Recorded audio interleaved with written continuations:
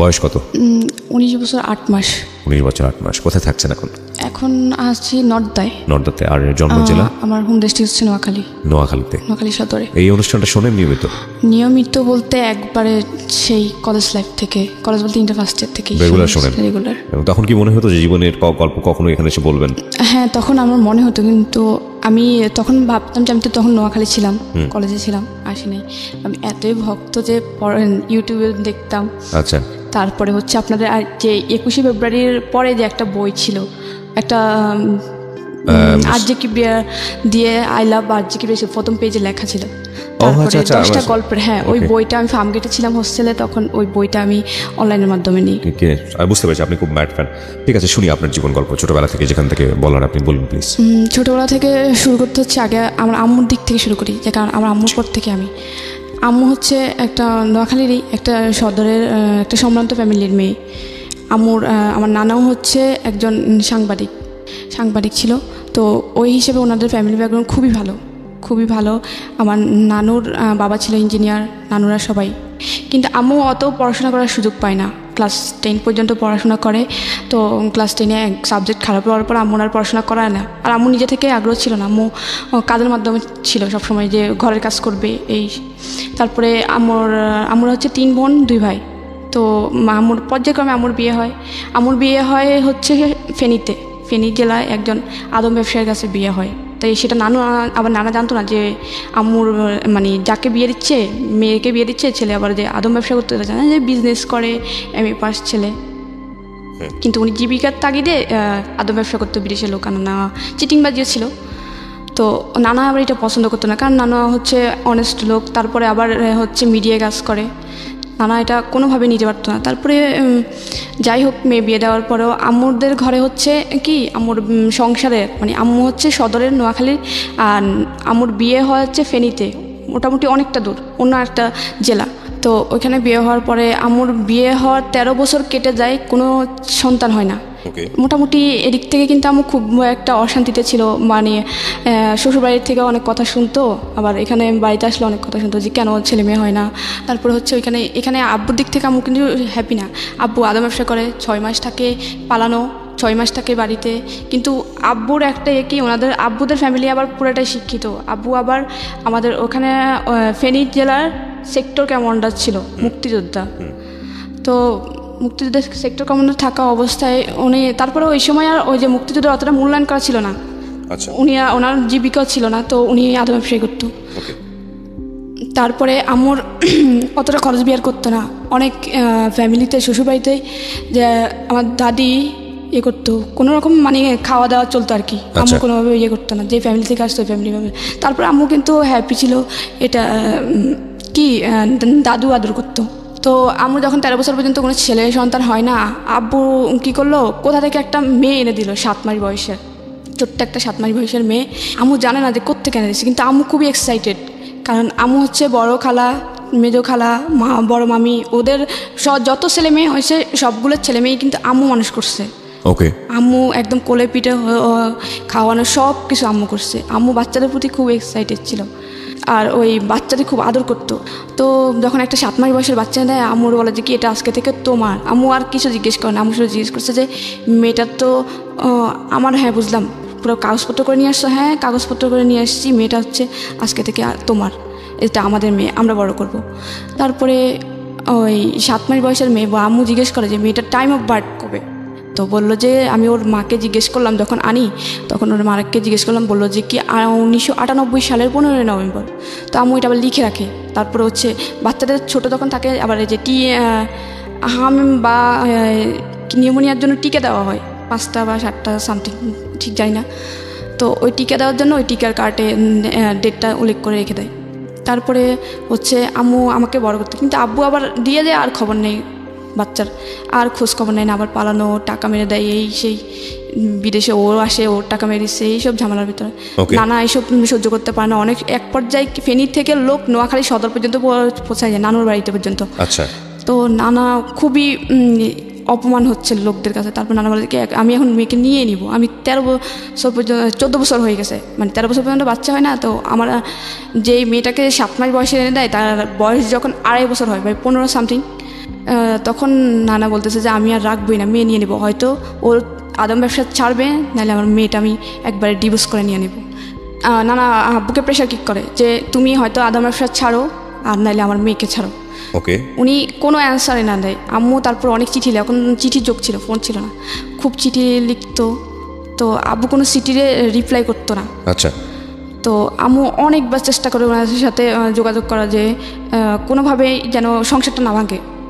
আর তখন আবার আমি মানে 2.5 বছর একটা মেয়ে আছে, মেয়ের ভরণ পোষণ, তারপরে আমি কোনোভাবে জানি এক পর্যায়ে নানা ডিভোর্স করে ফেলে। তখন আপনার বয়স 2.5 বছর? হ্যাঁ, আমার বয়স তখন 2.5 বছর। আচ্ছা। তখন নানা এক পর্যায়ে ডিভোর্স করে ফেলে। ডিভোর্স করানোর পরেও মানে আব্বু ডিভোর্স পেপারটা অ্যাকসেপ্ট করে না। তারপরে নানা ডিভোর্সটা পেপারটা দিয়ে আম্মুর দিয়ে সাইন করায় পাঠায়। পাঠানোর পরে কিন্তু মেয়ে যদি ডিভোর্স দেয় 3 মাস পরে কিন্তু ওটা কনফার্ম হয়ে যায়, ছেলে অ্যাকসেপ্ট করুক বা না করুক। কিন্তু ছেলে যখন কোনো ছেলে যদি ডিভোর্স দেয় তখন মেয়ে সাইন করা ছাড়া ওই ডিভোর্সটা কনফার্ম হয় না। তো ডিভোর্সটা কনফার্ম হয়ে যাওয়ার পরে আম্মু এখান থেকে এদিক দিয়ে কান্নাকাটি নানুর বাড়িতে।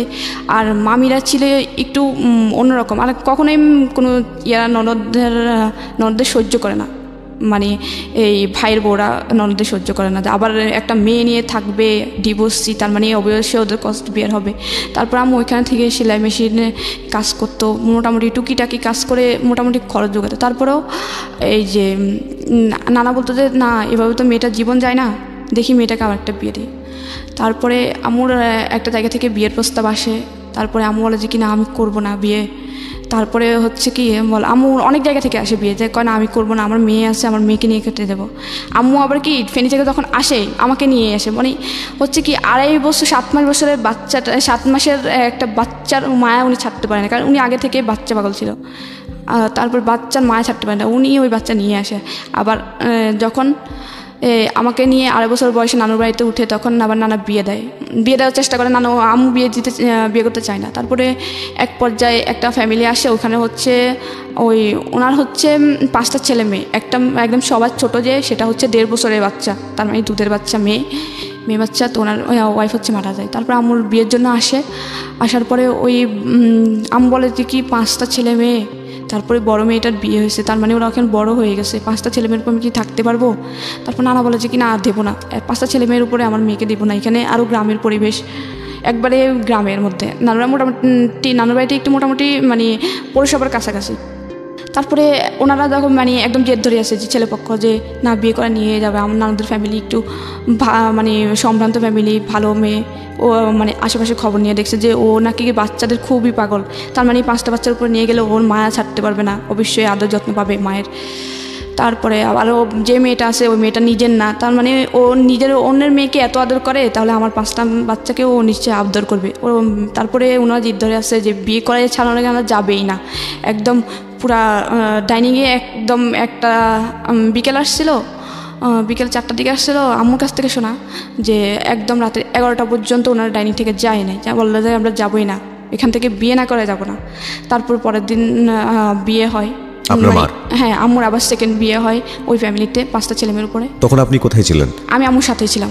আম্মু তো আমাকে ফেনী থেকে নিয়ে আসি, কারণ 5টা ছেলেমেয়ের জায়গায় এসে বিয়ে করলো, আপনাকে নিয়ে গেল ওই সংসারে নাকি? তো আম্মু ওখানে হচ্ছে কি শর্ত দেয় যে আমার একটা শর্ত আছে, শর্তটা হচ্ছে আমার মেয়েটাকে নিয়ে কিনে আমি ফেনী থেকে চলে আসছি, যদিও আমার মেয়ে না, তারপরে ওর মায়ে আমি ছাড়তে পারবো না। তারপরে বলে যে কি ওকে আমি 7 মাস বয়সে পাইছি, সে দুধের বাচ্চা, সেই দুধের বাচ্চাকে আমি 2.5 বছর পর্যন্ত করছি, আমি ওর মায়া ছাড়তে পারবো না, ওর প্রতি আমার মায়া বসে গেছে। তারপরে বলে যে না না না, আমার 5টার মধ্যে, ওনারা বলে যে তখন না না আমার 5টার মধ্যে ও একটা থাকতেই পারে, আর আমি তো জানি, আমরা তো জানি যে তুমি অনেককে বাচ্চা পাগল। তারপরে আচ্ছা ওই এগ্রিমেন্টে বিয়ে হয়। তারপরে বিয়ের পরপরই ওই বাড়িতে আম্মুকে নিয়ে যায় ওদের 5টা ছেলেমেয়ের উপরে। তখন আম্মু আমাকে ওদের সাথে কিন্তু হয় যে আম্মু যেখানে থাকবে ওনার মেয়েও সেখানে থাকবে, ওদের সাথেই কিন্তু কথা হয়ে বিয়েটা হয়। তারপরে ওইকে বাড়িতে নিয়ে যাওয়া হয়। বাড়িতে নিয়ে যাওয়ার পরে মানে আমার কাছে প্রথম অবস্থায় আমাকে সে আদর, সবাই কোলে নিচ্ছে। এক পর্যায়ে আমার একটা ওই বাড়িরই একটা কাজিন আমাকে কোলে নিচ্ছে, আমি চিনি না, তো আমাকে অনেক যাতায়াত হলো, আমি খুব জোরে ওনাকে একটা কামড় দিই, ছোটো ছিলাম 2.5 বছরের বাচ্চা, ওনাকে কামড় দিই, উনি এখনও বলে যে তুই আমাকে কামড় দিছিস। তারপরে প্রথম 3-4 দিন ভালো থাকে, এরপরে বলে যে কি তোমার মেয়ে এখানে থাকবে, তোমার বাড়িতে তোমাদের বাড়িতে রেখে আসো, তোমার বাপের বাড়িতে থাকলে সমস্যা কি? আম্মু বলে যে কি তুমি তো বলছিলা যে আমি যেখানে থাকবো আমার মেয়ে ওখানে থাকবে, এখন এটা বলতেছো কী জন্যে? তখন আমার 6 মাস ওই বাড়িতে থাকার পরে ওরা মানে নানাভাবে আম্মুকে অনেক কথা শোনায় যে ওই মেয়ে নিয়ে আসছিস, ওই মেয়ে এখানে খাবে। তারপর ওই বাড়ির দাদি, তারপরে চাচি, জেঠি, তারপরে ওই বাড়ির যে আমার যে সৎ ভাই বোন 5জনের মধ্যে 4জনই আমার বড়, শুধুমাত্র একটা বোন আমার ছোট। আমার ছিল তখন 2.5 বছর, ওর ছিল 1.5 বছর, 1 বছরের বড় আমি ওর। তো আর সবাই ছিল বড়। আর ওইখানের বড় আপুর বিয়ে হয়েছিল তখন, আর গ্রামে তো একটু তাড়াতাড়ি বিয়ে হয়। তো আমার ওই বাড়িতে যাওয়ার পরে বড় আপুর প্রেগনেন্ট থাকা অবস্থায় ওনার প্রথম বাচ্চাটা সিজার করার পরও মারা যায়। তারপরে আমুর তখন থেকেই শুরু হয়। ওনারা কিন্তু মানে নিচে ঠিক আছে, কিন্তু ওই যে বড় আপু বড় ছিল, বড় আপু ওদেরকে সবসময় বোঝাতো যে এ হচ্ছে সৎ মা, যারা ছোট ছিল এ হচ্ছে সৎ মা। তারপর বড় ভাইয়া ছিল ক্লাস 7-এর, তারপরে মেজো আপু ছিল ক্লাস 6-এর, তারপরে আরেকটা ভাই ছিল আমার বড় যে, সে ছিল হচ্ছে ক্লাস 4-এর। তারপরে ওদেরকে সবসময় বোঝাতো। তো ওই বড় আপু আর বড় ভাই আম্মুর সাথে মানে অগত্য ভাষায় গালাগালি করতো কোনো কিছু হলে। আম্মুকে বলতো যে চোর, এই সেই। আম্মু বাপের বাড়িতে যাইতো না, তাহলে চুরি করবে কী জন্যে? আর আম্মুর বাপের বাড়িতে মানে এই বাড়ির তুলনায় আম্মুদের বাপের বাড়িতে সম্পত্তি পায় কয়েকশো গুণ আছে বেশি, কারণ আম্মুরা অনেক সম্ভ্রান্ত। ওরা কিন্তু অতটা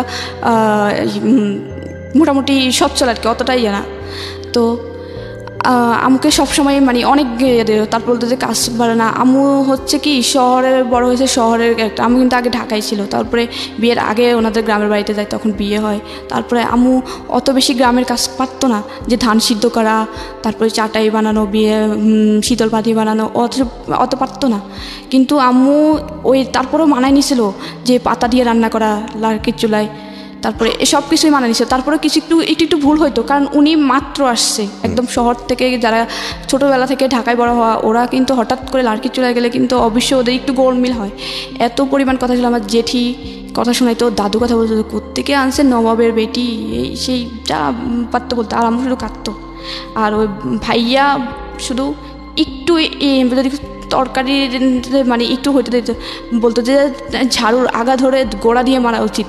একটারে আনছে ঠিক মতো রান্নাবান্না করতে পারে না, ঠিক টাইমে। উনি তো আসলে আগের মায়ের ঘরের ছিলেন। হ্যাঁ, ওনারা আম্মুর সৎ ছেলে মেয়ে। কিন্তু আম্মু কখনোই ছেলে মেয়ে কাউকে বলতো না যে ও আমার সৎ ছেলে মেয়ে, বা কেউ বুঝতে পারতো না। ইভেন এখনো পর্যন্ত কেউ জানে মানে কাউকে না বলে কেউ বুঝতে পারে না যে ওনার সৎ ছেলে মেয়ে, যে 5টা ছেলে মেয়ে সৎ। এলাকায় মানুষের কাছে এত পরিমাণে সুনাম আমার আম্মুর, যে একমাত্র দেখা যে সৎ মা এরকম হয়, আর 5টা ছেলে মেয়েকে এতটা আপন করে নেওয়া। তারপরে হচ্ছে আমার ওইখানে যায়। তারপরে আমার বলে যে কি, আমার তখন 3 বছর হয়, 2.5 বছর থেকে আমি 6 মাস পর্যন্ত থাকি।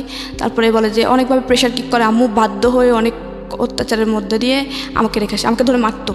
তারপর বড় আপু আমাকে 2 দিন পর্যন্ত, মানে আমি 3 বছরের ছিলাম তখন, 2 দিন পর্যন্ত গলা চেপে ধরছিল মারার জন্য। আম্মু হঠাৎ করে দেখে ফেলছিল একদিন, আরেকদিন দেখছিল পাশের বাড়ির একটা আম্মু মানে ভাবি রাখতো, ওই ক্ষেত্রে আমাদের চাচি হতো, উনি দেখছিল। তো আমার বলতো যে 3 বছরের বাচ্চাটাকে তুমি মারতেছো কী জন্যে, একদম গলা চেপে মেরে ফেলতো। ওরা চাইতো যে এ যদি বড় হয়, এ নিশ্চয়ই আমাদের প্রত্যেকটা জিনিস সে ভাগ ধরবে। তারপরে হচ্ছে আম্মু নানা চাপার মধ্যে আমাকে দিয়ে আসে নানুর বাড়িতে। আচ্ছা। দেখতেছে মেরে ফেলার চেষ্টা করে, মারে ধরে। তারপরে আম্মু নানুর বাড়িতে দিয়ে আসে। তারপরে নানুর বাড়িতে তো ওরা আবার মামি, ওরা তো একদম সহ্য করতে পারে না। নানুর মামির বাড়িতে মানে নিজের বাড়িতে দিয়ে আসে, বাবার বাড়িতে দিয়ে আসে। নানুর সাথে কথা বলে দিয়ে আসে, বলে যে কি মেয়েটা। এদিকে আপনার ওই সেই বাবা মানে আপনার মার ফার্স্ট হাজবেন্ডের কি অবস্থা? উনি তখনও খবর নিতে যাচ্ছিল না, মানে উনি জানতো যে বিয়ে হয়ে গেছে বা এরকম কোনো কিছু কি জানতো? উনি হ্যাঁ সেটা জানতো, কিন্তু তখন বাচ্চার খবর নিয়েছিল। কিন্তু আপনার খবরটা তো নেওয়া উচিত ছিল, কারণ উনি তো নিয়ে আসে পালক। হ্যাঁ, উনি নিয়ে আসে তখন, কিন্তু আমার খবর নিত না। যখন আম্মু নানুর বাড়িতে আমাকে রেখে আসে, তখন একটু নেওয়ার চেষ্টা করে। আম্মুর একটা দুঃসম্পর্কের মামাতো ভাইয়ের থেকে খবর নেওয়ার চেষ্টা করতো, যে মেয়েটাকে আমি নিয়ে আসতে চাই, মেয়েটা নিয়ে আসতে চাই। তা আমি বলতেছে কি আমার মেয়ে আমি নিয়ে আসছি, এত দিন হয়ে গেছে, এখন কেন খবর নিতে আসছে? তখন উনি আর বলে, আম্মু আর চায় না যে ও উনি নিক। তারপর নানুর বাড়িতে রেখে আসে, রাখার পরে ওইখানে আমি তো শুধুমাত্র আম্মুর আদর পেতাম, যদিও নানুর, কারণ আমিও নানুরাও আবার ওইভাবে দেখতো যে ওটা তো আমাদের বংশের না বা আমাদের মেয়ের না। আমি শুধুমাত্র আম্মুর আদর পেতাম। তা আমি সারাক্ষণ কান্না করতাম, আম্মুর থেকে আলাদা করে বেশি। একটা 3 বছরের বাচ্চা মার থেকে আলাদা করলে যা হয়, আমি সারাক্ষণ কান্না করতাম আর আম্মু আম্মু করে চিৎকার দিতাম। তারপর আমার বড় খালা আমাকে আদর করতো অনেকটা, তো বড় খালা আদর করে বড় খালার কাছে থাকতো। বড় খালা আবার নানুদের বাড়ির ভিতরে জায়গা কিনে ওনার বাড়ি করে ওনারই থাকে। তো হচ্ছে বড় খালা আমাকে ওনার কাছে রাখে, তো আমার 5 বছর পর্যন্ত হওয়ার পরে আম্মু বলে যে কি আমি থাকতে পারবো না, মেয়েটা দিন দিন আমি বারবার অসুস্থ হয়ে সেন্সলেস হয়ে যায়, কান্না করতে করতে সেন্সলেস হয়ে যায় বাচ্চা থাকা অবস্থায়। তারপরে আম্মু তারপরেও আন্টি অনেকভাবে রাখার কারণে আমার 5 বছর পর্যন্ত হয়। তা আমি বলে যে কি এবার মেয়েটাকে আমি আমার কাছে এনেই রাখবো, ভর্তি করবো এখানের স্কুলে। তারপরে আম্মু ভর্তি করানোর জন্য ওই আব্বুর বলে যে কি এখানে তোমার ছেলেটাও আছে, আমার মেয়েটাও তোমার একসাথে একই স্কুলে ভর্তি করাই, তাহলে ওর তো এখন স্কুলে দেওয়ার সময় হয়ে গেছে। তারপরে বলে যে কি না এখানে কেন দিবে, ওইখানেই থাক। তারপরে আম্মু তারপরে অনেক কান্নাকাটি করে তারপরে অনেক সালিশ হয় আর কি। তারপর মুখামুখি বলে বসে বিয়ের সময় যারা ছিল যে বলে যে কি মেয়ে নিয়ে বিয়ে বসছে, এখন মেয়ে মানতে চায় না, আমার মেয়েটার তো আমি বিয়ে করবো, ওর কষ্ট শুধুমাত্র ওদের বাড়িতে থাকবে, হয়তো একটু খাবে, আর প্রত্যেকটা জিনিস জামা কাপড়েতে পড়াশোনার সব কষ্ট আমি বের করবো। তারপরে মেয়েটা আমার কাছে থাকুক, আমি মেয়েটার সাথে থাকতে পারবো না। কিন্তু ওদেরকে খুব আদর করতো, কারণ আমার ছোটো বোনটা 1.5 বছরের ছিল, দুধের বাচ্চা, ওরে খুব আদর করে বড় করে। ও আমার আম্মুরে মা বলেই ডাকতো, কারণ ও তো বাচ্চা ছিল, আম্মু এইভাবে বড় করে। কিন্তু অন্য সবাই কিন্তু আম্মুর সাথে খুবই বাজে ব্যবহার করতো, আম্মু আদর করতো। ফারুক ভাইয়া যখন বড় ভাইয়া যখন 7-এ ছিল, তখন 7 থেকে ভাইয়া পড়াশোনা করতে যেত না, কিন্তু ভাইয়ারে খুব চাইতো পড়াশোনা করো করো করো পড়াশোনা করো। তারপরে আমাকে অনেক সালিশ হয়ে এলাকার মুরব্বী যারা ছিল বিয়েতে তারপর নিয়ে যায় ওই বাড়িতে। নিয়ে যাওয়ার পরে আমাকে ফার্স্ট ক্লাস 1-এ ভর্তি করে। তখন আমার আবার জন্মের তারিখ একটু চেঞ্জ করে দেয়, যে আমার যখন 15 নভেম্বর ছিল ওই বয়সে আমাকে ভর্তি করতে পারতেছিলাম। ওই সময়টা থেকে আপনি জানতেন যে এরা আপনার অরিজিনাল বাবা মা? না না আমি জানতাম না, কারণ আমি বুঝতাম না। আম্মু বুঝাইতো যে ও তোমার বাবা, ও তোমার ভাই, ও তোমার বোন। তা আমি বলতাম যে ভাইয়া কিন্তু আমার মাঝে মাঝে বলতাম আম্মু বড় ভাইয়া পপিকে আদর করে আমাকে করে না কেন, এটা কিন্তু আমি খুব প্রশ্ন করতাম আম্মুকে। আচ্ছা আমার কিন্তু মনে আছে যে এটা আমি খুব করতাম যে আম্মু বড় ভাইয়া পপিকে আদর করে আমাকে করে না কেন, আমি তো ভাইয়া রাখি। আমি যদি বলতাম যে ভাইয়া বলে এবার ধরতাম, ঠাস করে থাপ্পড় মারতো যদি শর্ট এটা বলে থাপ্পড়। তো আমার আবার বুঝতাম যে নিশ্চয় কোনো সমস্যা, আমি ভাইয়া রাখি তারপরে কেন জানি আমাকে আদর করে না। বড় আপু তো পাইলে যেখানে আমাকে একা পাবে সেখানে গলা চাপে, তারপরে আম্মু সালিশের পরে আমাকে যখন নিয়ে আসে ভর্তি করে ওইখানের একটা স্কুলে, জন্ম তারিখ চেঞ্জ করে 1 জানুয়ারি দেয়। 15 নভেম্বরে ভর্তি করতে পারতেছিল না, যে এত ছোটো মেয়ে ভর্তি করবো না ক্লাস 1-এ। তারপরে ওদের সাথে তারপর ক্লাস 4-এর যে ভাইয়া ছিল ওরে আবার আমাদের সাথে, ও পড়াশোনায় ভালো ছিল না। আমি বললো যে ওর তো এখানে বয়স বেশি হয় না, ওরে 1-এ দিয়ে দাও। তো ওরা 1-এ দিয়ে দেয় আমার সাথে। আমি তারপর আমার ওই ভাইটা, আমার সৎ ভাই, আমার বড় যেটা ওটা ছোটো ভাইটা, তারপরে আমার একটা চাচাতো বোন, ওই বাড়ির চাচাতো বোন, আমরা 3 জন একসাথে ক্লাস 1-এ ভর্তি হই। তো আমাদের যখন ভর্তি হয় তখন আমাদের রুল ছিল হচ্ছে আমার ভাইয়ের ছিল হচ্ছে 43, আমার ছিল 44, আমার ওই বোনের ছিল 45। আমরা সিরিয়ালে ভর্তি হওয়ার পরে তারপরে আমাদের জন্য আম্মু বলে যে কি আম্মু আব্বুরে বোঝায় যে ফারুক বড় ভাইয়া তো পড়াশোনা করে না, ওর জন্য এমন একটা ছেলে রাখো যেন পপিকে পড়াইতে পারে, পলিরে পড়াইতে পারে, আমার নাম হচ্ছে নিশি, আমাকে পড়াইতে পারে, ফিরোজকে পড়াইতে পারে এবং পলিরে পড়াইতে পারে, ফারুকরে পড়াইতে পারে। ফারুকরে বুঝায় ওর সমবয়সী কাউকে নাও বা ওর থেকে একটু বড় কাউকে নাও, যেন ওরে বুঝায় ওর বন্ধু হয়ে ওর পড়াশোনা করাতে পারে। তারপরে হচ্ছে আমাকে ক্লাস 1-এ যখন ভর্তি করানোর পরে টিচার রাখা হয়, তারপর টিচারে পড়াশোনা করাতো। তো আমি ওদের চেয়ে একটু পড়াশোনা ভালো ছিল, ওদের সবার চেয়ে। বাড়ির ভিতরে যখন আমাদের 3 জন একসাথে ভর্তি হয়, 3 জনের থেকে কিন্তু আমি ফার্স্ট। আবার বাড়ির ভিতরে আমাদের ঘরে 5 ভাই বোনের সাথে কিন্তু আমি পড়াশোনা একটু ফার্স্ট ছিলাম। তো ক্লাস 1-এ যখন ভর্তি করানো হয় তখন আমার রোল ক্লাস 2-এ যখন উঠি, রেজাল্ট দেওয়ার পর আমার রোল 2-এ ওদের সবার চোখ কান একদম উপরে উঠে যায় যে ওই মেয়েরে আমরা এত করি, ওর তো দেখা যাচ্ছে সম্ভাবনাময় যে ও বড় হলে কি যদি এরকম পড়াশোনা আগে যায় কিন্তু ও কোনো কিছুতে কিন্তু কমতি থাকবে না, কারণ ওর মা মোটামুটি কিন্তু পড়াশোনা করছে, ওরা কিন্তু ওইভাবে আগাবে। তো আমি কিন্তু শুধু আমাকে একা চেষ্টা করতো না, সবাই নিয়ে চেষ্টা করতো। তো যখন রুল 2 হয় তখন ওদের চোখ কান উপরে, তখন ওরা চিন্তা করে যে আমাকে মেরে ফেলবে যেভাবে হোক। তখন আমি আমার ভাই ছোটো ভাইয়ের সাথে খেলতেছিলাম, আমরা একসাথে পড়তাম, তো এই জন্য একসাথে খেলতাম। তো মাঠের মধ্যে খেলতাম, মাঠের পাশে একটা তাল গাছ ছিল, তাল গাছের কিন্তু চারপাশে পাতাগুলো ছড়াই থাকে, যে তালের যে ঢাল না পাতার যে থাকে ডাঁটি থাকে, ডাঁটির মধ্যে কিন্তু করাতের মতো ধার থাকে। তো এরকম ছোটো একটা তাল গাছ, তো তাল গাছের করাতগুলো দাঁড়ানো ছিল, এভাবে পাখাগুলো মেলানো। তো ও এরকম গোল্লা দৌড় বলতাম আমরা গ্রামের বাসায়, তো গোল্লা দৌড় খেলছিলাম। ওই ভাইতে আগে বড় আপু শিখে দেয় যে ও খেলার সময় ও যখন তাল গাছের সাইড দিয়ে যাবে ওরা ধাক্কা মারবে যেন তাল গাছের ওইখানে পড়েও যেন 2 ভাগ হয়ে যায় একদম। তো আমি ক্লাস 2-এ তখন আমি এখন সাদা একটা শার্ট ছিল গায়ে, তখন আমি খেলতেছিলাম, তখন তাল গাছের গোড়া দিয়ে আমি যাচ্ছিলাম, ভাই আমার পিছন দিয়ে যখন ফলো করলো যে আমি আসছি, ছোটো ভাইয়া ও এমন মানে খুব জোরে আমাকে ধাক্কা দেয়, আমি উপড়ে যাই গাছের ওই একদম ঠিক ও যে টার্গেট ছিল টার্গেট বরাবর, কিন্তু ধাক্কাটা ওর আসতে হয়ে যায়, যে আমার যে একদম পুরা ভাগ হয়ে যাবে ওরকম হয় না। হয় কি আমার একদম ছাকনার নিচ দিয়ে 7-8 ইঞ্চির মতো কাটা যায়, অনেক বড়, মানে হচ্ছে এক সাইড দিয়ে পুরো অনেকটা ভাগ হয়ে যায়। আরেকটু যে প্রেশার কি হচ্ছে আমার কিন্তু মেরুদণ্ড পর্যন্ত পৌঁছায় যেত, মানে মেরুদণ্ড পর্যন্ত পৌঁছায় না, মেরুদণ্ড থেকে 1.5 ইঞ্চি বা 2 ইঞ্চি দূরে, অনেক ভয়ঙ্করভাবে কাটা যায়। ওই যে আমি ওইখানে এভাবে নাম জানা, ওই যে তালের যে কালো করাগুলো থাকে ওগুলো আবার একটু নরম টাইপের থাকে, একটু মশলা দিলে আবার একটু ভাঙে, ওগুলো ভেঙে সব আমি পড়ে যাই। পরে আমি মানে হাতের ডান হাত দিয়ে ওই ছাকনাটা ধরেই চাচি আম্মা বলে ডাক দিয়েছি চিৎকারে। ওদিন বাড়িতে কেউ ছিল না, আমি আর ভাইটাই ছিলাম। ওদের প্ল্যান ছিল যে ওরাও সবাই বাইরে যাবে, বাইরে বলতে হচ্ছে বড় আপুর শ্বশুরবাড়িতে যাবে, বড় আপুর বাচ্চা হয়ে আরেকটা সেকেন্ড বাচ্চা হয়ে মারা গেছে, তা আম্মু ওইখানে, আম্মু আপু সবাই যায় দেখতে, শুধু বাড়িতে চাচি ছিল একটা অন্য ঘরের। তো আমি চাচি আম্মা বলে ডাক দেওয়া সেন্সলেস হয়ে যায়, কারণ আমার এত পরিমাণে ব্লিডিং হচ্ছিল, কারণ খুব 7-8 ইঞ্চি কাটা যাওয়া, মানে আমি ওই ক্লাস 2 এর বাচ্চার মোটামুটি শেষ অনেকটাই। তারপরে চিৎকার দিয়েই পড়ে যায়। চাচি আম্মা কী করে, মানে উনি কিছু বুঝতে পারতেন না, এত কাটা গেছে আর এত রক্ত দেখে উনি ওনার পুরো কাপড় খুলে ফেলে, পুরো কাপড় খুলে আমার পেঁচা। উনি বুঝতেছে না যে উনি আবার অত শিক্ষিত না, অত মানে ফার্স্ট মানে প্রাথমিক চিকিৎসা অত কিছু ধারণা নেই, কিন্তু উনি পাগল হওয়ার মতো দেখেই ভয়ে পুরো কাপড় পেঁচাচ্ছিল, প্রচুর ব্লিডিং হয়। তারপরে এখানে ওই বাড়িতে খবর দেওয়া হয়, আম্মু দৌড়ায় আসে, তারপর হসপিটাল নেওয়া হয়। নেওয়ার পরে আম্মু হসপিটাল নেওয়ার পরে আমার 2 দিন পরে মেবি জ্ঞান আসে, মানে অনেক কাটা ছিল, ওয়াশ টস করে।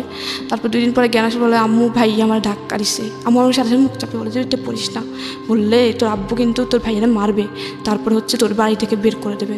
আম্মু খুব কান্নাকাটি, কেন যেটা কথা, আম্মু শুধু ডাইকা এটা বললো যে ফিরোজ তুই ওর ধাক্কা দিছিস, কেন আমিও ধাক্কা নিছি, কিন্তু বলছে যে তুই ধাক্কা দিছিস, ও কিন্তু মরে যাইতো, তোর কি একটু মায়া হয় নাই যে ও তো ওদেরকে কোনো ক্ষতি করে, তোর তো ভোনও। আম্মু ওটা বুঝে বলছে, তারপর আম্মু কিছু বলে নাই, চাইছিল যে এটা নিয়ে একটা সালিশ করতে যেভাবে, তারপরে আর করে নাই। অনেকে প্রায় 3 মাস পরে আমি ভালো হই। তারপরে আবার ক্লাস 2 থেকে আমার 3তে ক্লাস রুল 1 হয়। তারপর ওদের মানে নানা অত্যাচার আছে, আব্বু মারতো খুব, এসব নিয়ে কিছু বললে মানে দাদি শিখে দিত যে ও ছেলে মেয়েটা ইয়ে করবে না। তারপর 4-এ যখন উঠি তখন না 4-এ উঠি, হ্যাঁ, তখন আমার রুল 1 হয়। 1 হওয়ার পরে যখন 5-এ উঠবো, এর আগে ভাইয়া কী করে, এলাকায় একটু রাজনীতি করতো, ওই যে এলাকার হেড স্যার, আমাদের গ্রামের হেড স্যারের সাথে কথা বলে যে ও হচ্ছে আমার বোন, ওরে যদি এবার 4-এ যদি ফেল না করে এসিস তোর কিন্তু এলাকায় থাকতে দিব না, কীভাবে করবি জানি না। তো উনি কী করে, উনি ভয় পেয়ে উনি আমাকে ফেল করায় ক্লাস 4-এ। এখন এটা তো পুরো অবিশ্বাস্য যে ক্লাসের ফার্স্ট গার্ল সে কখনো ফেল করতে পারে না, তাও আবার ক্লাস 4 থেকে 5 উঠবে। তারপর আমি খুবই কনফিউজ, কারণ আমি বললো যে আমি ওরে পড়াই, আমি জানি ওর পড়াশোনা কেমন। তো আম্মু বলে যে কি আমি ওই খাতা চ্যালেঞ্জ করবো, যে আমি খাতা দেখবো, আমার মেয়ের খাতা দেখে তারপর আমি মানবো যে আমার মেয়ে ফেল করে। আমি প্রচুর কান্না, আম্মু আমাকে খুব মারে যে ফেল করছিস কী জন্য, নিশ্চয়ই তোর খারাপ।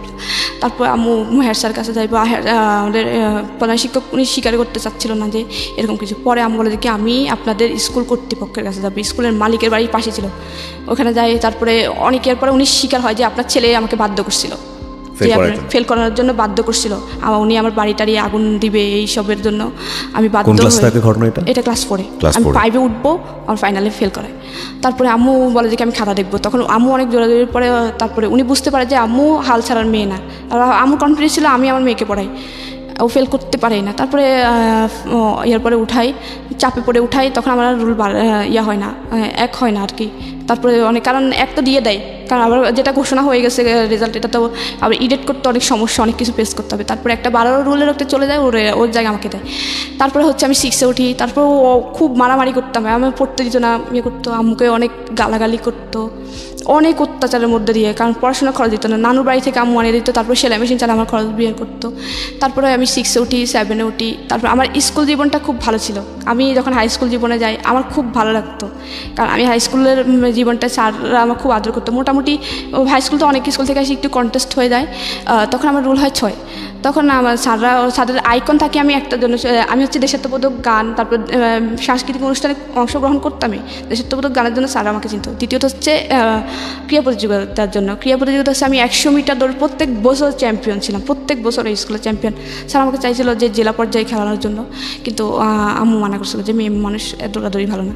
তারপরে গোলক নিক্ষেপ বলতো, 100 মিটার দৌড় বলতো, এসব প্লেয়ারের জন্য স্যার মানে ক্রিয়া শিক্ষক, তারপর আমার পড়া শিক্ষক, ওদের চোখে ছিলাম আমি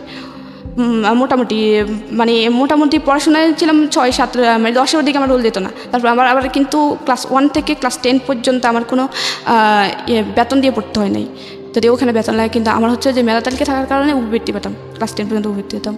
তারপরে যখন আমার ভাই ছিল আমার 4 বছরের, না 4 বছর না 4 বছর বড়। তো ভাইয়ের যখন আমি ক্লাস 7-এ উঠি, আমার বাড়ির পাশে একটা নতুন বাড়ি হয়, মানে বাড়ির মেন রোডের অপোজিট আর কি। আমাদের বাড়িটা হচ্ছে হাইওয়ে রোডের সাথে, হাইওয়ে রোডের এপাশে হচ্ছে আমাদের বাড়ি, ওপাশে একটা নতুন বাড়ি হয়। তো আমার ভাইয়ের সাথে একটা ফ্রেন্ড আমাদের বাড়িতে আসতো সবসময়। তো ও দেখতো যে আমার আম্মু খুব অত্যাচারিত হয়, আমি খুব অত্যাচারিত হয়, খুব গালাগাল করে, খুব বিয়ে করতো, অনেক কাজ করতাম। আমাদের আবার কৃষিকাজ করতো বাড়িতে। আমি মোটামুটি কৃষিকাজে সব কিছুই পারি, কারণ থাকতে করতে পানি দিতে হয়তো কলেজ অনেক নিচে পুকুর থেকে উঠে তরমুজ খেয়ে, তারপর টমেটো খেতে, বেগুন খেতে, এগুলো পানি দিতে করতাম। এটা মনে করতাম যে আমি বলতাম না আমাদের ক্ষেত সবাই করে, আমিও করবো। তারপর করতাম। তারপর হচ্ছে কি ওই ভাইয়ের সাথে ওর ফ্রেন্ড আসতো, ও দেখতো, ওর প্রতি কেন জানি আমার প্রতি একটু মায়া হয়ে যায় যে মেয়েটা অসহায়। ও জানতো যে আমি ওদের সৎ ভাই বোন। আমি তখন একটু বুঝি যে ওরা আমার সৎ ভাই বোন। আমি আবার এখানে একটা কথা বলি, আমার বাবার আদর কিন্তু বাবা কিন্তু কোনো দিনও আমাকে 1 সেকেন্ডের জন্য বাবার বলে মানে মেয়ে বলে আদর করে নাই, কখনো না। মানে অনেক সময় দেখা যেত কি আম্মু আদর করেই বসাইতো, বাবা মাঝখানে, আমার ছোটো বোনটা এই পাশে, আমি এই পাশে, কারণ আমরা দুজনে ছোটো ছিলাম সবাই। উনি কী করতো, মানে কিছু থেকে কিছু হয়েছে, একটা ভাত যেন প্লেট থেকে পড়তো, ছোটো বাচ্চারা যখন খেতে যায় একটা ভাত ঠাস করে থাপ্পড় মারতো, কিন্তু নিজের মেয়ে যখন পড়তো তখন কিন্তু কিছু না, আমাকে ভাত খাওয়া অবস্থায় মারতো। তো আম্মু বলতো যে কি ভাত খাওয়া অবস্থায় কুকুরকে মারা না, তুমি আমরা ছোট্ট মেয়েটার মারলা, তখন আম্মু কুলটা মার দেওয়া হয়তো, কথা বলবি কেন, মুখ করতে পারবি না, একদম ডিরেক্ট বলতো যে তোর মেয়ে কিন্তু তোর না, আবার আমার খাচ্ছে, আমি যেভাবে চালাবো ওইভাবে। তারপর এরকম ছিল। তারপর ওই ভাইয়ের বন্ধুর সাথে, ভাইয়ের বন্ধুটা আমাদের বাড়িতে প্রায় আসতো ওর সাথে সাথে, তো আমার প্রতি মায়া পড়ে যায়। তারপরে তখন আবার ওদের স্কুলে আমাদের স্কুল ভিন্ন ছিল। তো ও কী করতো, আমার প্রায় সময় আমাদের স্কুলে আমার সাথে, আমি স্কুলে যেতাম একদম লাস্ট টাইম যেতাম, মানে স্কুল 10টায় বসতো, 10টায় যেতাম, মানে 10টা একটু আগে বের হয়ে দৌড়ায় যেতাম। অনেক সময় যে হাজিরা রোল কল করতেছিল, আমি তখন দৌড়ায় যায় রুমে ঢুকতাম। তো ও কী করতো, সাইকেল নিয়ে আমার পিছনে আসতো। ও একটু আস্তে আস্তে একটু ইনভলভ হচ্ছিলো। তো ও একদিন আমাকে 7-এ থাকতে প্রপোজ করার পরে আমি বললাম যে কি ওদের সাথে আমার সাথে যায় না, কারণ আমি ওদের ফ্যামিলির সৎ মেয়ে, আমাদের সাথে যায় না। তারপরে ও আমাকে আস্তে আস্তে বোঝাতো। যখন ক্লাস 8-এ উঠি তখন আমি বললাম যে এত ভালো ছেলে, আমাকে এত আদর করে, এত বোঝায়, মানে আমি আদরের প্রতি অ্যাডিক্টেড ছিলাম, কোনো জিনিসের না, যে আমি শুধুমাত্র মায়ের আদর পাইছি জীবনে, বাবা কী জিনিস আমি কখনোই বুঝি নাই। তারপরে হচ্ছে ভাই কী জিনিস তা তো নাই। তো ও যখন আদর করতো, মানে যে আমাকে একটু আদর করতো, আমি তার প্রতি মানে খুবই ভক্ত হয়ে গেতো। ও আমাকে একটু আদর করতো, কেয়ার করতো। তো আমি ওর তো তারপরে 8-এ বলি যে হ্যাঁ, 7-এ ও আমাকে প্রপোজ করে, এটা আমি হ্যাঁ বলি। তারপরে হ্যাঁ বলার পরে আমাদের প্রেমটা একটু কন্টিনিউ থাকার পরে তারপরে জেএসসি পরীক্ষা ছিল। জেএসসি পরীক্ষা দেওয়ার পরে ও হঠাৎ করে বলে যে কি আমার বোন বলছে যে আপনার সাথে কথা না বলতে, ও আমাকে আপনি করে বলতে, আমি আপনাকে বলতে, কথা না বলতে। আমি কেন জানি ওই জেএসসি পরীক্ষার সময় আমার সমাজ পরীক্ষা ছিল, আমি খুব কান্না করি যে ও কেন আমার সাথে কথা বলবে না। ও হঠাৎ করে বলতেছে যে আমি আপনার সাথে রিলেশনটা কন্টিনিউ করবো না, আমার বোন বলছে আপনার সাথে কথা না বলতে। ওর বোন আমার ব্যাপারটা একটু জানে। তো আমি আর কিচ্ছু বলি না, আমি খুব কান্নাকাটি করি। এক পর্যায়ে তখন আমি খুব কান্নাকাটি করি। তারপর কেন জানি আমি ওকে খুঁজতাম। তারপরে আমার জেএসসি পরীক্ষা শেষ হয়, বাড়িতে চলে আসি। জেএসসি পরীক্ষার আবার আমার মাইদিতে আমার ছোটো মামার, মানে আমাদের জেলার শহরে আমার ছোটো মামার বাসা ছিল। তো ওইখান থেকে আমি জেএসসি পরীক্ষাটা দিই, আমাদের কেন্দ্র ছিল ওইখানে। তো আসার পরে ওর সাথে ওর দেখাও হয় না, যে ও আমাকে কখনো ফোনও দেয় না। আমার মায়ে ফোন দেয় বলতে আমার তো ফোন ছিল না, আমার ফোন দিত। তো আর কখনো ফোনও দিত না। তো আমি খুব কান্নাকাটি করতাম যে আমি এখন ওটা মিস করি, যে ও আদর করতো, আদরটা পাচ্ছি না। আদর বলতে কি? আদর বলতে হচ্ছে কি মানে ও আমাকে বুঝাইতো যে এই শুনো, ভাইয়া যখন মারবে কিছু বলিও না, পড়াশোনা করিও, দেখবা কিছু পরামর্শ দিত, ভালো কিছু পরামর্শ দিত। এটাকে আপনি আদর বলছেন? ওকে, হ্যাঁ। খুব মায়া করতো যে এটা করো না, এটা করো না, এই কেয়ার করতো যে অসুখ হলে এই করো। তারপরে আমি মানে কেন জানি ওরে খুব মিস করতাম এই টাইমটাতে। মিস করার এক পর্যায়ে আমি ক্লাস 9-এ উঠি। ওঠার পরে আমি ওর মানে স্কুলে আসার সময় ওর মিস করতাম। ও আগে আমার স্কুলে আসার সময় পিছন আসতো, আবার স্কুল ছুটি হলেও পিছন যাইতো। ও ছিল অন্য স্কুলে, ও লেজার টাইমে পালাই চলে আসতো আমার জন্য আইসা। তারপরে আমার ছুটির টাইমে স্কুলের সামনে দাঁড়িয়ে থাকতো, একসাথে যেতাম। তারপরে হচ্ছে আমি ওর সাথে অনেক দিন পর্যন্ত যোগাযোগ না থাকায় আমার খুব খারাপ লাগে। এক পর্যায়ে আমার কেন জানি মনে হলো যে আমার ওর সাথে কথা বললে মনে হয় যে ভালো লাগে। তো এরকম সবরাত ছিল, আমি সবার কাছ থেকে শুনতাম যে সবরাতে আল্লাহর কাছে কিছু চাইলে মানে সবাই বলতে যে পাওয়া যায়। তো আমি সবরাতে আল্লাহর কাছে বলি যে আল্লাহ আমার সাথে যেন ওর সাথে 1 সপ্তাহের ভিতরে দেখা হয়। আমার কেন জানি মনে হচ্ছে ওকে একবার দেখি, আর কিছু না। তারপর সবরাতের পরের দিন স্কুল সাধারণ সবারই বন্ধ থাকে। তারপরে এর পরের দিন হচ্ছে স্কুল ছুটি হয়। হঠাৎ করে আমি বাড়ি থেকে বের হয়ে স্কুল দিকে যাচ্ছি হেঁটে, হঠাৎ দেখি যে ও পিছন দিয়ে দৌড়ায় আসে। এরপর আমি ওরে দেখে আমার কিন্তু রাগ, কারণ ও হঠাৎ করে আমাকে সাথে সাথে কথা বলা অফ করে দিছে। আমি যদিও চাইছি যে ওর সাথে দেখাও, কিন্তু আমার মধ্যে একটা রাগ কাজ করছিল। তখন আমি আরও জোরে জোরে হাঁটতাম, কারণ আমি ওই যে দৌড়ে ফার্স্ট ছিলাম 100 মিটার দৌড়ে। আমি খুব জোরে হাঁটতাম, আমার সাথে হাঁটে ও পারতো না। আমি খুব দৌড়ে হাঁটে ওর সামনে, অনেক সামনে চলে যায়। বলে কি দাঁড়ান না, আমি আপনার জন্য দৌড়ে আসলাম, আপনি এত জোরে হাঁটতেছেন কেন, মেয়ে মানুষ এত জোরে হাঁটে কীভাবে? তারপর আমি বললাম যে মনে মনে বললাম যে এতদিন পরে আসছে, আমার খবর নেই। আমি কথা তো আবার আম্মুর ফোন দেয়, আবার কন্টিনিউ হয় রিলেশনটা কন্টিনিউ হওয়ার পরে ক্লাস 9-এ আমি কেউ জানতো না তখন যে আমি ওর সাথে কথা বলি, কেউ জানতো না। তখন ক্লাস 9-এর ফাইনাল পরীক্ষা ডিসেম্বরে 2012 সালে আমার ফাইনাল পরীক্ষা চলছিল। 2 বিশেষ সাবজেক্ট পরীক্ষা গেছিলো 2012 সালের 4 ডিসেম্বর হচ্ছে। ওর সাথে আমি রাত্রে সন্ধ্যার সময় কথা বলছি, ফ্লুকে কথা বলতাম, ওর একটা মেসেজ দিলে ফোন দিত আমার ফোন দিয়ে। তারপরে যখন ও সন্ধ্যার কথা বলি, তারপর হঠাৎ করে এখানে একটা কথা, ওর এর আগে কিছুদিন জ্বর ছিল, প্রচুর জ্বর ছিল। জ্বর থাকার পরে ও অনেক ওষুধ খায়, অনেক ডাক্তার কাছে যায়, হসপিটালে যায়, কোনো কিছুতে ওর জ্বর ভালো হচ্ছিল না। তারপর হঠাৎ করে একদিন বড় একটা হসপিটালে যায় ডাক্তার দেখায়। ডাক্তার দেখানোর পরে ওকে মেডিসিন দেয়, অ্যান্টিবায়োটিক। ওর বুক ভরে বমি হয় মেডিসিন খাওয়ার সাথে সাথে। তখন আমি সাথে সাথে বলি যে ক্যান্সার না তো, কারণ ক্যান্সার না তো বলি কি যে আমাদের বাড়ির পাশে একটা ছোটো বাচ্চা ছিল, বাচ্চাটা হচ্ছে এরকম অনেকদিন জ্বর ছিল। তারপরে এরকম অ্যান্টিবায়োটিক খাওয়ানোর পরে ও বুক ভরে বমি করছিল, রক্ত বমি করছিল। বমি করার পরে তাকে ঢাকা নিয়ে যাওয়া হয়, ঢাকা মেডিকেলে। তারপরে আনার পরে ওর বলে যে কি ওর ব্লাড ক্যান্সার। ইভেন ওর ব্লাড ক্যান্সারটা খুব 3rd স্টেপে, ফার্স্ট স্টেপ না 3rd স্টেপে। তখন আর চিকিৎসা নেই, ও 2 মাস পরেই মারা যায়। তখন আমার মানে বুকের ভিতরে একটা অজানা ভয় যে আমি ওর সাথে